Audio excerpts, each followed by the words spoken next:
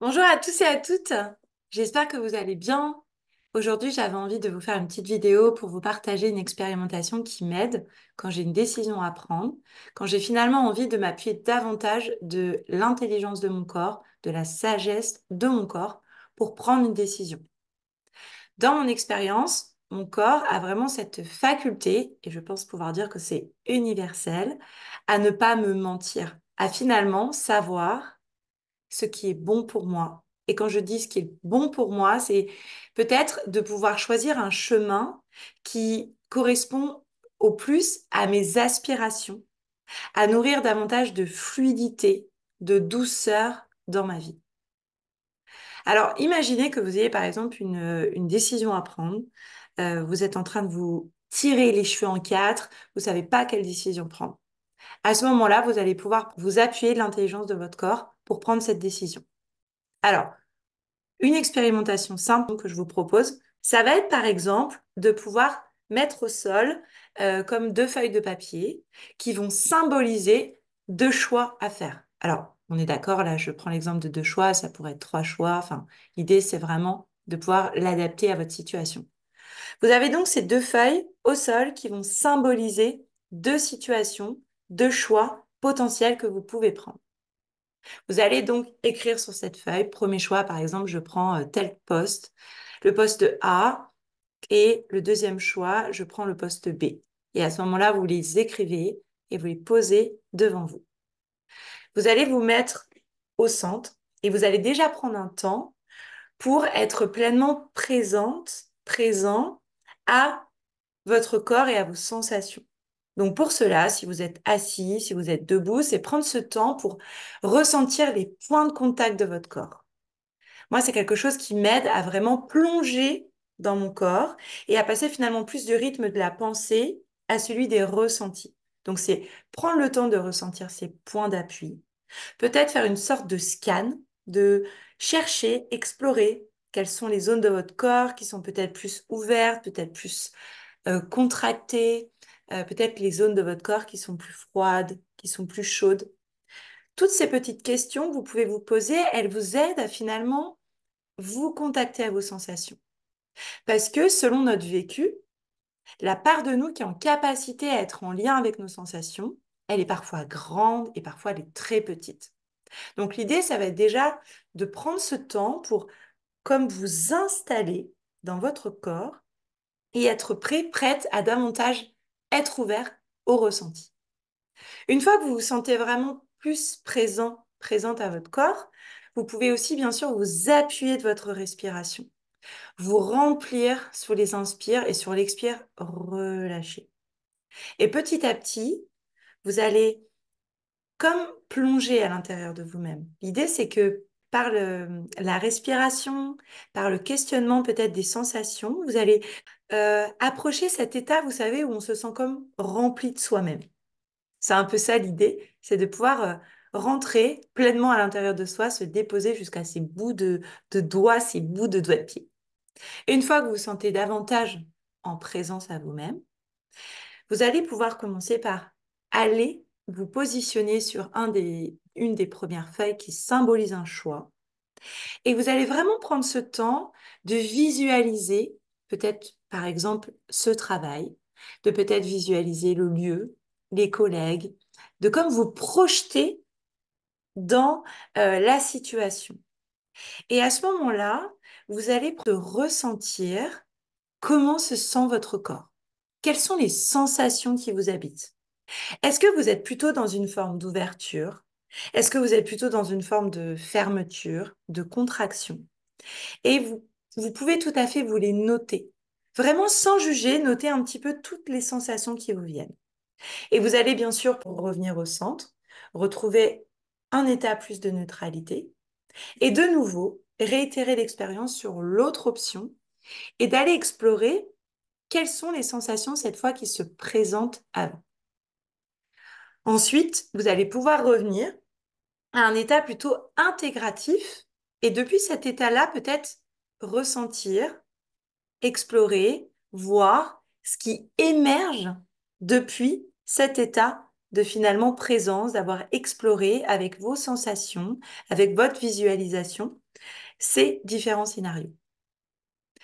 Parfois, ça peut être dire visible où vous allez avoir un cas où vous allez vous sentir noué, vous allez peut-être avoir la poitrine nouée, quelque chose qui vous connecte au fait que peut-être cette situation n'a pas l'air de vraiment vibrer avec des sensations qui sont nourrissantes pour vous. Et peut-être qu'il y a une situation où vous allez justement plus facilement sentir cette sensation d'ouverture-là. Parfois, ça peut être plus ou moins perceptible, et c'est pour ça qu'il ne faut pas hésiter à réitérer l'expérience. Moi, j'aime bien dire que finalement, c'est une forme un peu, c'est comme si la capacité à ressentir et à pouvoir comprendre les messages de son corps, c'est une forme de muscle. Je pense que depuis malheureusement peut-être l'école, du moins ça c'est dans mon expérience, mais j'ai le sentiment que j'ai plutôt désappris à être à l'écoute des perceptions de mon corps. Vous savez, c'est tous ces moments où on nous dit c'est pas l'heure d'aller aux toilettes, il faut pas se lever, faut pas bavarder, faut pas se coucher sous sa table, c'est pas l'heure de manger. En fait, c'est comme si il y avait toujours des injonctions extérieures qui nous disaient finalement, tu peux ou tu ne peux pas ressentir ça. On contient tous ces signaux-là. C'est comme si petit à petit, eh ben, on les rendait muets et on ne les écoute plus, on ne sait plus les apprendre, on ne sait plus, pardon, les écouter, les comprendre. Donc, c'est vraiment l'idée, c'est comme de rebrancher la prise avec ses sensations. Et ce que vous pouvez faire également, c'est dans votre quotidien, prendre des temps où vous vous questionnez sur comment vous vous sentez. Ça peut être simplement un petit temps, juste où vous vous posez la question, ok, je ferme les yeux, je prends quelques respirations, je prends le temps d'aller sentir les contacts, les points de contact de mon corps, et depuis cet espace, qu'est-ce que je ressens? De temps en temps, vous posez cette question-là pour réapprendre à vraiment écouter ce que vous dit votre corps. L'autre chose qui, dans mon expérience, est vraiment très aidant, c'est d'avoir des espaces où votre corps peut pleinement retrouver sa liberté d'expression et d'être. Moi, c'est pour ça que j'adore le Koya, une pratique dont je parle souvent, que j'adore la danse libre, la danse et l'énergétique. Des espaces où j'ai le sentiment que j'inverse la tendance. C'est-à-dire que cette fois, c'est pas ma tête qui va toujours être en maîtrise de mon corps et de mes mouvements. C'est l'inverse. C'est plutôt mon corps qui va reprendre le pouvoir et qui va pouvoir exprimer pleinement ce qu'il a besoin et envie de faire.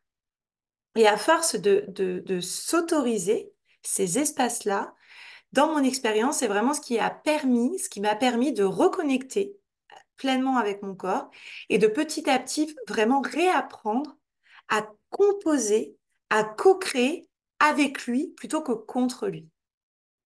Et la dernière chose que j'avais envie de vous partager, c'est que moi, ce qui m'aide beaucoup quand justement j'ai des décisions à prendre, c'est aussi de m'autoriser à pouvoir être honnête avec moi sans que ça m'engage à prendre une décision.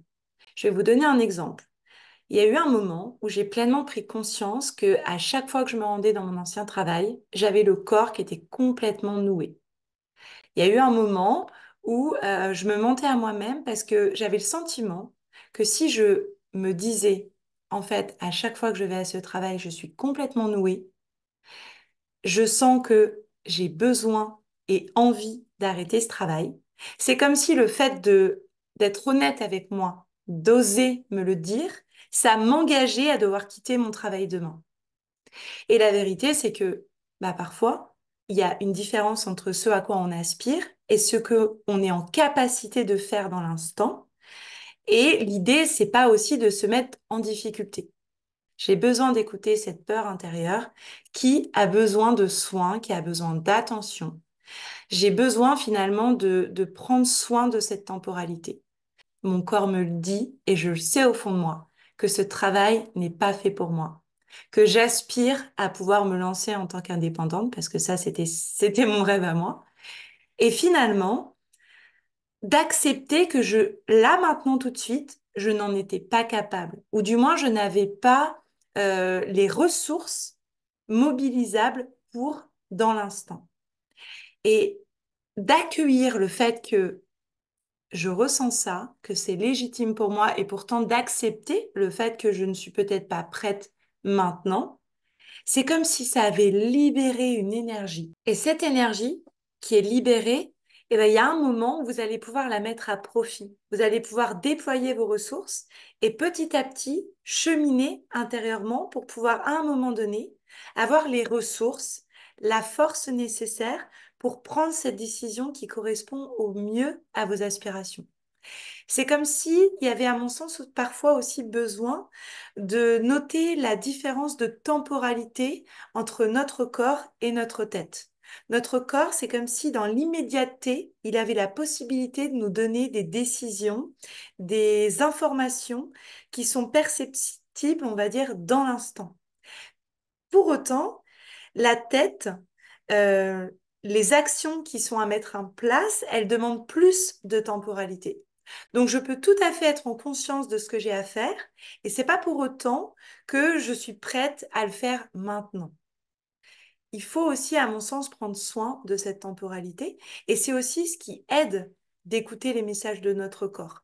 C'est qu'en écoutant notre corps tout en prenant soin de la temporalité, ça nous encourage à continuer d'écouter les signaux de notre corps. Voilà, donc je vous souhaite en tout cas de pouvoir prendre soin de vous, de peut-être explorer comment créer davantage de connexion avec votre corps et vous appuyer de ces messages pour, j'ai envie de dire, vous construire une vie qui vous nourrisse, qui vous donne le plus de joie au quotidien. À bientôt! Et si nos transformations passaient par le chemin de l'écologie personnelle, de la joie et de l'audace?